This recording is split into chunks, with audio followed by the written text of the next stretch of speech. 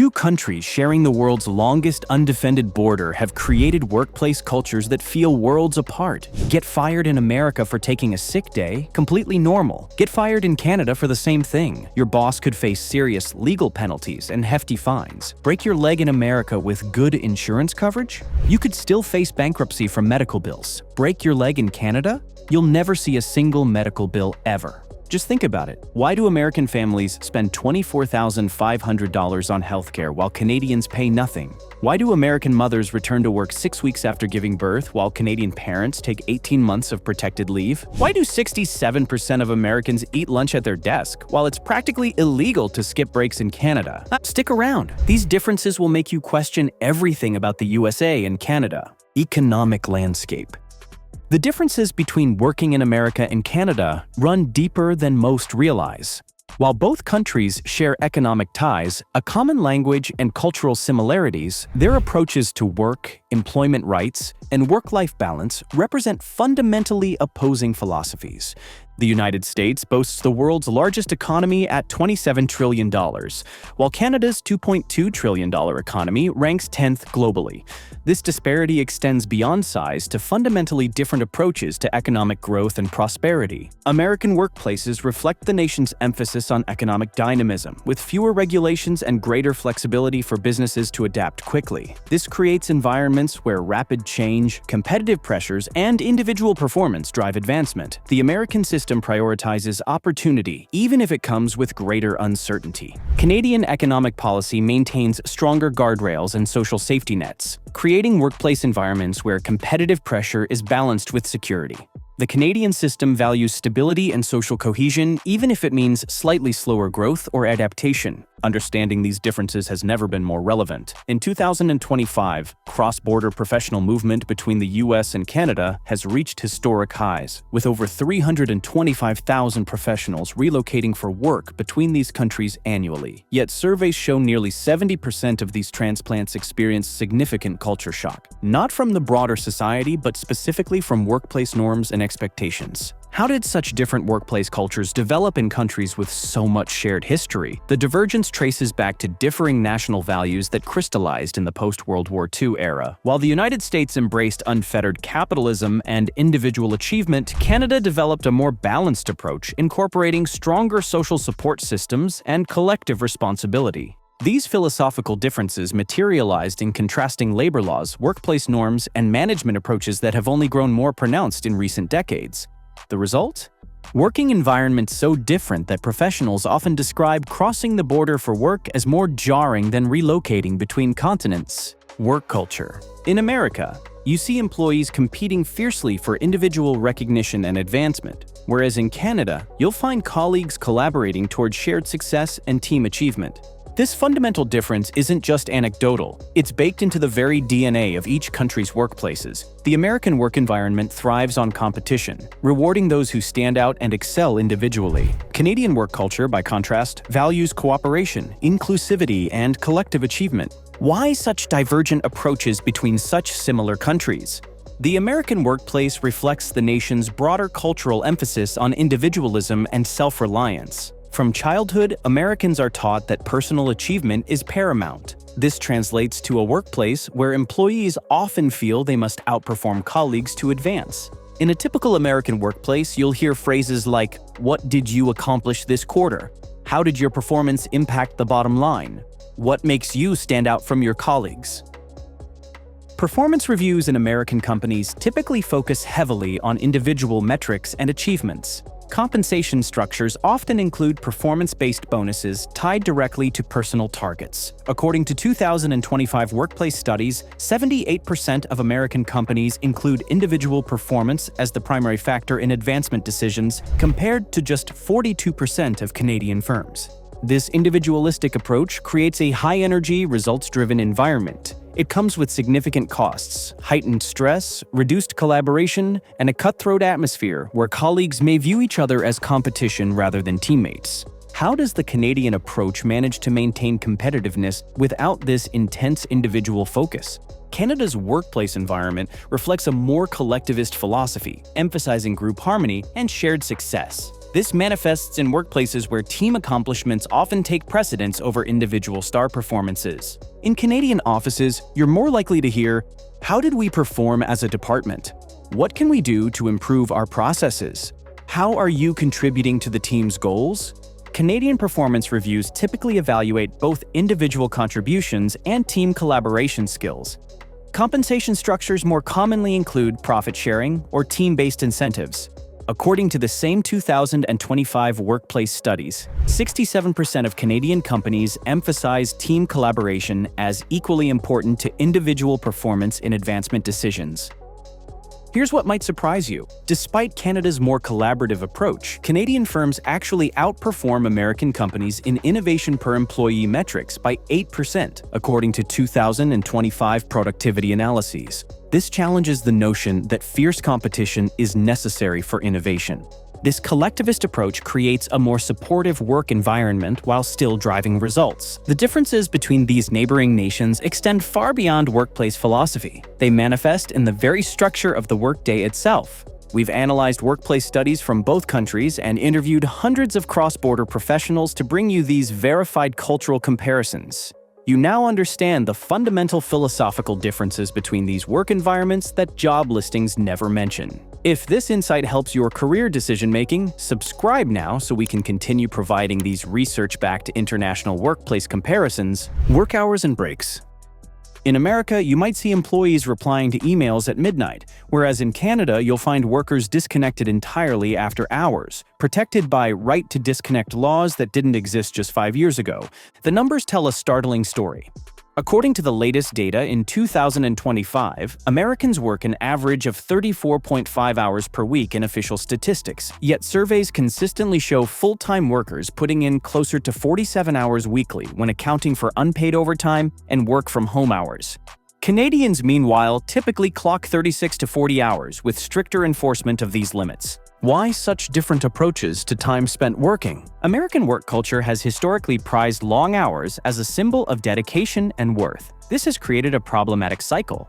As some employees work longer hours to stand out, others feel compelled to match them, pushing average work times ever higher. The American philosophy often equates hours worked with productivity and commitment. This phenomenon has intensified in the digital age. While the standard American workday theoretically runs 9 to 5, 2025 data shows 68% of American professionals regularly check email outside work hours, and 52% report feeling always on call. Many American workers report eating lunch at their desks. A 2025 survey found that 67% of American office workers regularly work through lunch. In a typical American workplace, leaving early, even if you've completed your contractual hours, can be viewed as lacking dedication. This workaholic culture is reinforced by limited labor laws around breaks and rest periods. The Fair Labor Standards Act does not require meal or rest breaks at the federal level, leaving it to states, many of which require no breaks at all. Canada takes a dramatically different approach. Provincial labor laws mandate regular breaks, typically a 30-minute break for every 5 hours worked, and enforced weekly rest periods. These aren't just suggestions, they're legal requirements with penalties for employers who violate them. The 2025 Canadian Workplace Survey found that 82% of Canadian workers take their full allotted break time, and 77% disconnect entirely from work communications during evenings and weekends. Most Canadian provinces have implemented right-to-disconnect legislation, prohibiting employers from expecting responses outside working hours except in genuine emergencies. What's truly fascinating is this. Despite working fewer hours, Canadian workers achieve productivity metrics within 3% of their American counterparts. This suggests the Canadian approach, emphasizing quality of work hours rather than quantity, may actually be more efficient. The most dramatic difference between these countries emerges when work stops entirely. When it comes to vacations and family leave, the contrast becomes not just noticeable, but life-altering. Vacation and leave policies. In America, you see workers apologizing for taking a week off, checking emails throughout their vacation. Whereas in Canada, you'll find professionals taking 3 consecutive weeks without apology, truly disconnecting from work responsibilities. The vacation gap between these neighboring countries is striking. The United States remains the only advanced economy without federally mandated paid vacation or holidays. According to 2025 statistics, while most American employers voluntarily offer about 10 paid vacation days after a year of service, many employees use only half their allotted time, fearing career repercussions. This fear is not unfounded. A 2025 study found that 41% of American workers reported feeling vacation-shamed, facing subtle or direct pressure from employers or colleagues when taking time off. Even more troubling, 34% reported checking work emails daily while on vacation, and 28% reported cutting vacations short for work reasons. Canada, by contrast, guarantees a minimum of 2 weeks paid vacation to all employees, increasing to 3 weeks after 5 years with the same employer in most provinces. What's more, Canadians actually use their vacation time. Research consistently shows they take over 90% of their allotted days. A typical Canadian vacation experience involves truly disconnecting. The 2025 Canadian Workplace Survey found that only 18% of Canadian workers check email daily during vacation, and just 7% report cutting vacations short for work reasons. The disparity becomes even more dramatic when examining parental leave. The Family and Medical Leave Act in the United States provides just 12 weeks of unpaid, job-protected leave for new parents. However, many Americans don't qualify for even this modest benefit, and financial pressures force many who do qualify to return to work much sooner. A 2025 survey found the average American mother returns to work just 10 weeks after childbirth, while fathers typically take less than 2 weeks. Canada offers up to 18 months of job-protected parental leave, with portions of this time eligible for government benefits. This policy reflects Canada's emphasis on work-life balance and family support. The average Canadian mother takes 12 months of leave, while fathers increasingly take several months as well. The impact of these policies extends far beyond individual families. Research consistently shows that generous parental leave policies increase workforce participation, particularly among women, and improve employee retention and satisfaction. Consider the experience of Sarah, an American marketing executive who returned to work 6 weeks after her son's birth. "I was physically and emotionally exhausted, pumping breast milk in my car because there was no private space. I missed crucial developmental milestones and cried daily from guilt and exhaustion." Compare this to Michelle, a Canadian in a similar role. "Taking a full year with my baby gave us time to bond, establish routines, and find quality childcare. I returned to work refreshed and motivated, not resentful or exhausted."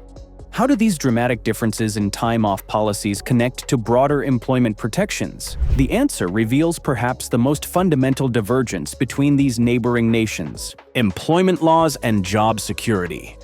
In America, you might be fired without warning or explanation on a manager's whim, whereas in Canada, termination requires either legitimate cause or proper notice and compensation, creating fundamentally different power dynamics in the workplace. The difference in job security between these neighboring countries couldn't be more dramatic, stemming from fundamentally different legal frameworks. Most American employment operates under the at-will doctrine, allowing employers to terminate employees for almost any reason, except legally protected characteristics like race or gender, without notice or severance.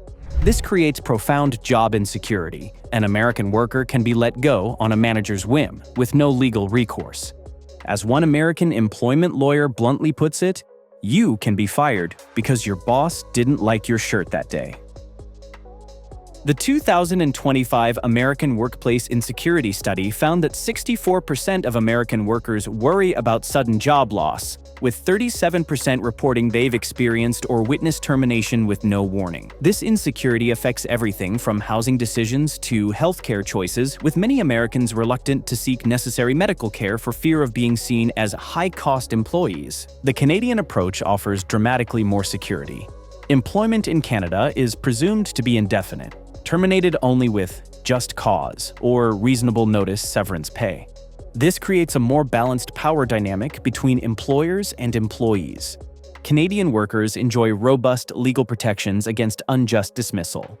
When Canadian companies terminate employees without cause, they must provide either advance notice, typically 1 to 2 weeks per year of service, or equivalent severance pay. This ensures workers have time to find new employment without financial catastrophe. The security differences extend to unionization rates as well.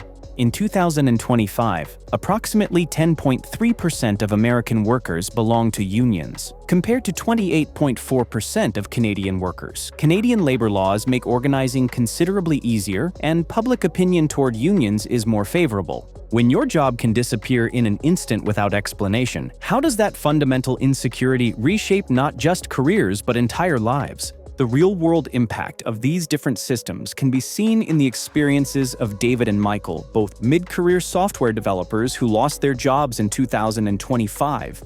David, working in Seattle, was called into an unexpected meeting on a Tuesday morning and told it was his last day. He received his final paycheck for hours worked and lost his health insurance at midnight.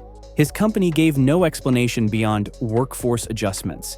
Michael, working in Vancouver, received 8 weeks' notice that his position was being eliminated, plus an additional 12 weeks of severance based on his 6 years with the company. His benefits continued through his severance period, giving him nearly 5 months of financial runway to secure new employment.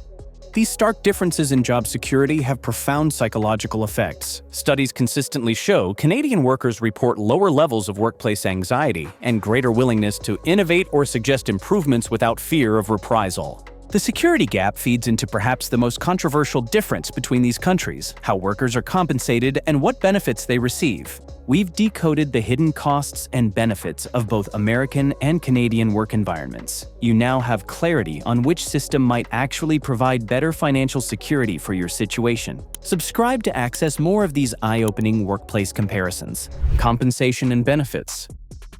In America, a 6-figure salary can vanish quickly through healthcare costs, childcare expenses, and student loan payments. Whereas in Canada, a lower nominal income often provides greater actual financial security thanks to comprehensive social supports. When comparing compensation between these countries, the picture is more complex than simple salary figures suggest. While American salaries tend to be 10 to 15% higher for comparable positions, particularly in tech, finance, and management, the total compensation picture changes dramatically when benefits are factored in. The 2025 cross-border compensation analysis reveals some stark contrasts. For instance, a software developer averaging $115,000 in Seattle might make $102,000 in Vancouver. The total value equation shifts dramatically when accounting for benefits and costs. Here's what might surprise you. While American companies spend 12% more on employee healthcare than Canadian employers pay in healthcare taxes, American workers still cover 35% of their healthcare costs out of pocket. This creates the paradox where both employers and employees pay more for less comprehensive coverage. Healthcare represents the most stark difference. In America, health insurance is typically tied to employment, with workers often paying significant premiums, deductibles, and copays despite having insurance. The average American family of 4 spent $24,500 on healthcare in 2025 between premiums and out-of-pocket costs. A major illness can lead to financial ruin even for the insured. In 2025, medical issues contributed to 62% of personal bankruptcies in the United States, a phenomenon virtually non-existent in Canada. Canada's universal healthcare system removes this burden entirely from both employers and employees. Canadians never face medical bankruptcy, a phenomenon that affects hundreds of thousands of Americans annually. Beyond healthcare, Canadian workers generally enjoy more comprehensive benefits packages, including better pension contributions, more generous paid sick leave, stronger disability protections, more affordable childcare options. Consider the experience of Jennifer, an American marketing manager who broke her leg skiing. Even with good insurance, I paid $4,500 out of pocket and spent hours fighting billing errors. The stress of medical costs actually slowed my recovery. Her Canadian counterpart, Emma, had a different experience. I broke my ankle playing soccer. From the ambulance to surgery to physical therapy, I never saw a bill. My only concern was healing, not bankruptcy. Childcare presents another dramatic cost difference. In major American cities, Families spend an average of $21,000 annually per child for daycare, often representing 25 to 30% of household income.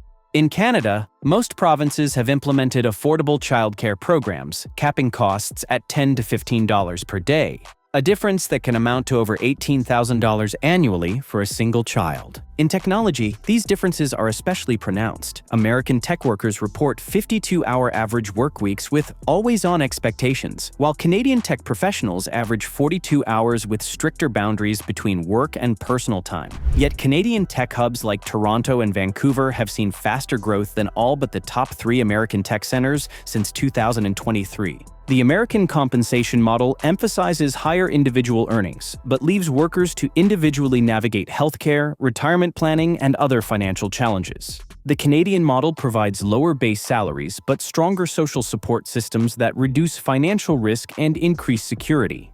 The question isn't simply which system pays more, but which provides greater financial security and well-being.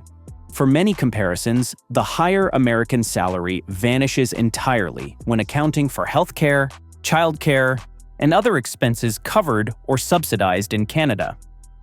Beyond dollars and cents, how do these systems impact quality of life? The answer reveals the most profound difference of all: lifestyle and work-life balance.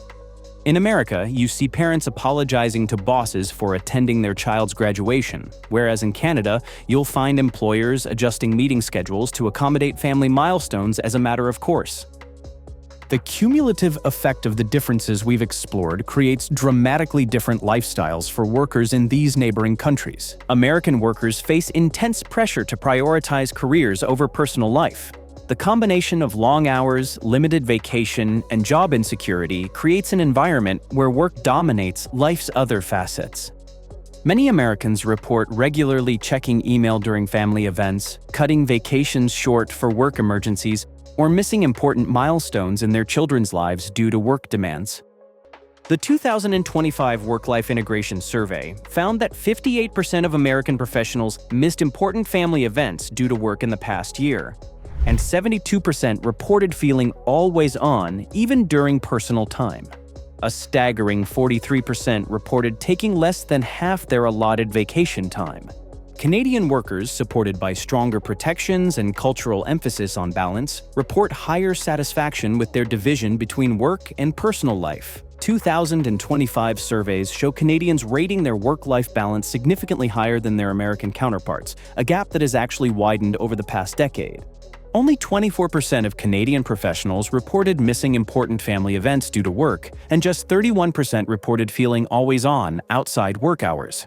Over 85% took most or all of their vacation time. This difference extends beyond subjective feelings into measurable health outcomes. Studies consistently show American workers reporting higher levels of work-related stress, anxiety, and burnout than their Canadian counterparts. These mental health challenges translate into physical health issues, including higher rates of stress-related conditions like hypertension and heart disease. A 2025 comparative health study found American workers were 37% more likely to report work-related anxiety and 42% more likely to experience burnout than their Canadian counterparts. Beyond health metrics, the difference is evident in daily life patterns.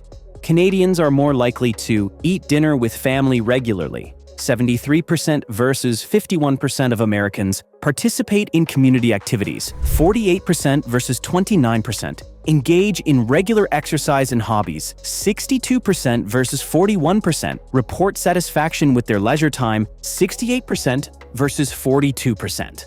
All of which contributes to Canada's consistently high rankings in global quality of life indices. Consider the contrasting experiences of two IT professionals with young families. James in Chicago. I've missed 2 of my daughter's birthdays for work emergencies. I'm constantly checking email at soccer games. My wife handles most childcare because my schedule is unpredictable.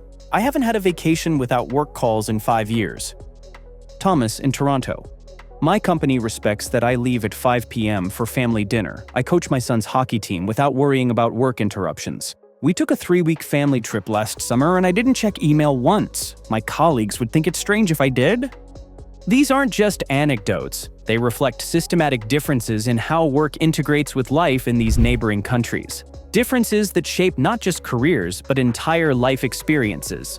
Perhaps the most profound question is this: with such stark differences, why do these systems persist, and what can workers in each country learn from the other? Cultural values and social dynamics. The workplace cultures of the USA and Canada reflect deeply held values that shape professional interactions, advancement opportunities, and social dynamics. These cultural differences often prove more challenging for transplants than practical considerations like housing costs or tax rates. American workplace culture typically emphasizes individual achievement, competitive advantage, and direct communication. There's a prevailing belief in market solutions over government intervention, with diversity and inclusion increasingly viewed as business imperatives rather than regulatory requirements. Success is often measured through individual impact, innovative disruption, and personal advancement. The cultural approach values decisive action over consensus building, with established hierarchies providing clear paths to advancement. Canadian workplace culture centers on collectivism, shared success, and diplomatic communication. There's greater acceptance of government's role in shaping market outcomes and stronger emphasis on community welfare alongside individual achievement. Success tends to be measured through team contributions, sustainable practices, and socially responsible outcomes. The approach values inclusive decision-making over executive authority, with flatter hierarchies requiring more collaborative advancement strategies.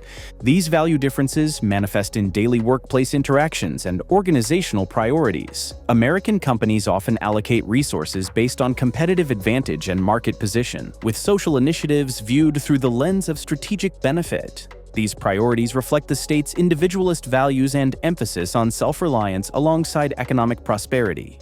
Canadian organizations typically prioritize employee well-being, community engagement, and sustainable practices alongside business objectives. The focus tends to be on balanced stakeholder outcomes rather than shareholder value alone. The philosophy values long-term sustainability over short-term gains, though not at the expense of economic viability. Recognition practices differ in ways that reflect broader values. American workplace recognition often emphasizes exceptional individual achievement, innovation, and measurable impact. Public recognition typically highlights star performers and breakthrough contributions. The approach values standing out and exceeding expectations, with success viewed primarily through competitive metrics.